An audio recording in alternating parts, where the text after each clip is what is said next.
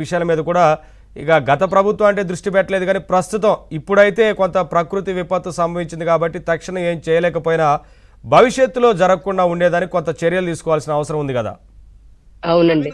ఒకటి గత ఎన్డీఏ ప్రభుత్వంలో గత ఎన్డీఏ ప్రభుత్వంలో కూడా ఈ జంట నగరాలు ఏవైతే విజయవాడ గుంటూరు ఉందో వాటిలో డ్రైనేజ్ కోసం అని చెప్పని 1000 కోట్ల రూపాయలని కేంద్ర ప్రభుత్వం రావు గారు ఒక్క నిమిషం ఫైనల్ వస్తానులేండి, ఒక్క నిమిషం యామిని గారు మాట్లాడిన తర్వాత లాస్ట్ లో వస్తాను మీ దగ్గరికి. చెప్పండి. గతంలో కేంద్ర ప్రభుత్వము ఇదే విజయవాడ గుంటూరు నగరాల్లో డ్రైనేజీ వ్యవస్థ కోసమని 1000 కోట్ల రూపాయలు ఇస్తే ఇప్పటి వరకు పూర్తి చేయలేదు. గడిచిన 5 సంవత్సరాల్లో 1,00,000 జనాభా దాటినటువంటి నగరాల కోసం అమృత పథకం గాని వివిధ రకాలుగా పట్టణాభివృద్ధి శాఖ కేంద్ర పట్టణాభివృద్ధి శాఖ నుంచి 1000 కోట్ల రూపాయలు వస్తే వాటిని కూడా డైవర్ట్ చేసి దోచుకుని తిన్నది వైసీపీ ప్రభుత్వము. ఇక అంటే ఏ నిధులు ఇచ్చినా సరే వాటన్నిటిని పక్కదోవ పట్టించి రోడ్లు వేయడానికి ఇస్తే రోడ్లు వేయలేదు, గుంతల రోడ్లు చూసాం. డ్రైనేజీకి ఇస్తే డ్రైనేజీ నిధులు కూడా తీసేసుకున్నారు.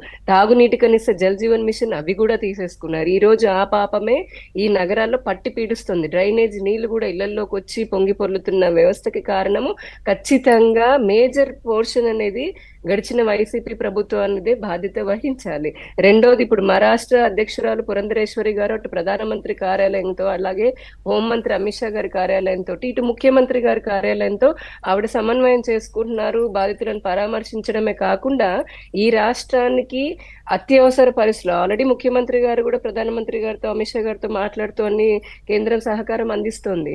ఇటు భారతీయ జనతా పార్టీ వైపు నుంచి కూడా మేము 24/7 మానిటర్ చేస్తూ కేంద్రానికి కూడా నివేదికలు వారికి కావాల్సినటువంటి ఇన్ఫర్మేషన్ ఇవ్వడము, అలాగే రాష్ట్రానికి ఏం కావాలో ముఖ్యంగా ప్రజలకు ఏం కావాలని అడగడం జరుగుతోంది.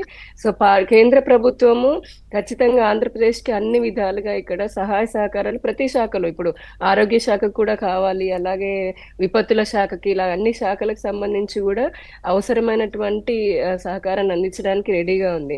ఇకపోతే జగన్మోహన్ బుడమేరు గురించి అన్నారు. బుడమేరు దాని బుడమేరుకు పేరు ఏంటంటే బెజవాడ దుఃఖ వాహిని అని చెప్పని అంటారనమాట, దుఃఖకారిణి అనేసి. అంటే డిజాస్టర్ మేనేజ్మెంట్ విషయాలకు సంబంధించి మీకు కొంత అవగాహన కూడా ఉంది కాబట్టి, అంటే ఇంకా భవిష్యత్తులో ఇటువంటివి ఎంత ప్రకృతి విపత్తు వచ్చినా సరే కొంత తట్టుకునే రకంగా ఆ ఫ్లడ్ అనేది ఫ్లో ఉండేలాగా ఇప్పుడు కొల్లేరు వైపు వెళ్లాల్సి ఉంది, అక్కడ ఆగడానికి ఇవన్నీ కారణాలు ఉన్నాయి కదా. అవును. సో చిన్న పెద్ద వాగులన్నిటిని కలుపుకొని బుడమేరు పెద్ద దానిలాగా ప్రవహిస్తూ ఉంది. సో ఇప్పుడు మనం ఉన్నటువంటి భవిష్యత్తులో అయినా చేయాల్సిన పని ఏంటంటే బుడమేరు ఏదైతే కాలు ఉందో దానికి ఏదైతే దారి ఉందో ఆ కొల్లేరు వైపు దాన్ని ఇమ్మీడియట్ గా సరి చేసుకోవాలి. అలాగే దాని అనుసంధానంగా ఉన్నటువంటి చిన్న చిన్న వాగులన్నీ ఉన్నాయి, ఇవన్నీ కలిపి పొంగి పొర్లిపోయినాయి. ఎందుకంటే అక్కడ అక్రమ కట్టడాలు కానివ్వండి రకరకాలుగా ఇబ్బందులు ఉన్నాయి. వాటన్నిటిని ప్రభుత్వం కూడా తొలగించి వాగులను వీటన్నిటినీ కూడా సరి చేయాల్సినటువంటి అవసరం ఎంతైనా ఉంది. ఇక ఫ్లడ్ మేనేజ్మెంట్ కి సంబంధించి నేను ఇందాకే చెప్పాను, మళ్ళీ చెప్తున్నాను. వరద పోవడం ఒక ఎత్తు అయితే పోయిన తర్వాత ఒక 1 week to 10 days చాలా ఇబ్బందికరమైనటువంటి పరిస్థితులు ఉంటాయి. This is the time. ఇప్పటికే హ్యామ్ రేడియో ఆపరేటర్స్ అందరూ కూడా చాలా చోట్ల తమ సర్వీసెస్ ని ఇస్తున్నారు.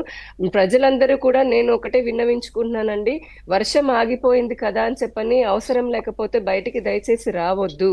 ఇంకా నీళ్లు నిలిచిపోయే ఉన్నాయి విజయవాడ నగరంలో కూడా, బయటికి అనవసరంగా రావద్దు. రెండవది ఏంటంటే సంస్థలు ఏవైతే స్వచ్ఛంద సేవా సంస్థలు కానీ అందరూ పనిచేసే వాళ్ళందరూ దయచేసి ఇటువంటి పరిస్థితులలో వచ్చి మీ సేవలను అందించాలి, ప్రజలకు తోడుగా ఉండాలని కోరుకుంటున్నాము. అలాగే విజయవాడ నగరానికి సంబంధించి మ్యాప్ ఏదైతే ఉంటుందో, డెవలప్మెంట్ మ్యాప్ ఏదైతే ఉంటుందో ఇప్పటికైనా సరే ఈ ప్రభుత్వం ఖచ్చితంగా I'm very sure that NDA ప్రస్తుతం ఉన్నటువంటి ఎన్డీఏ ప్రభుత్వము ఇక్కడ విజయవాడ కానివ్వండి, జిల్లాలో కానీ రాష్ట్రంలో ఉన్నటువంటి వాగులు చెరువులు వాటిలకు సంబంధించి అలాగే డ్రైనేజ్ వ్యవస్థకి సంబంధించి అన్ని చర్యలు తీసుకొని భవిష్యత్తులో ఇటువంటివి జరగకుండా ప్రకృతి ఒకవేళ ఇలాగ విపరీతంగా విరుచుకుపడినా కూడా నష్టం అత్యల్పంగా ఉండే విధంగా మా ప్రభుత్వం పని చేస్తుంది. దానికి ప్రజల్లోకి మద్దతు కూడా కావాలి అని చెప్పని సవినీయంగా కోరుకుంటూ ఉన్నాము. ప్రజలు దయచేసి అప్రమత్తంగా ఉండండి. దిస్ ఇస్ అ టైం, అందరము యునైట్ అవ్వాలి, ప్రజలకి అండగా నిలబడాలి అనేది నా ఉద్దేశం అండి. అండ్ దీనికి సంబంధించి అండగా ఉండాలి, సహకరించాల్సిన అవసరం ఉంటుంది. ఈ టైంలో కొట్టుకుంటూ లేకపోతే ఒకరికొకరు శవ రాజకీయాలు చేయకుండా ప్రజలు ఈ సమయంలో చూసేది తమను ఆదుకునే వాళ్ళ కోసం కాబట్టి ఈ విషయం అందరూ కూడా గుర్తుపెట్టుకొని ప్రజలకి కావాల్సినటువంటి సహాయ సహకారాలు అందించాలి అని చెప్పని మనస్ఫూర్తిగా కోరుకుంటూ ఉన్నాను. పోస్ట్ దిస్ రిలీఫ్ ఆపరేషన్స్ ఖచ్చితంగా ప్రభుత్వము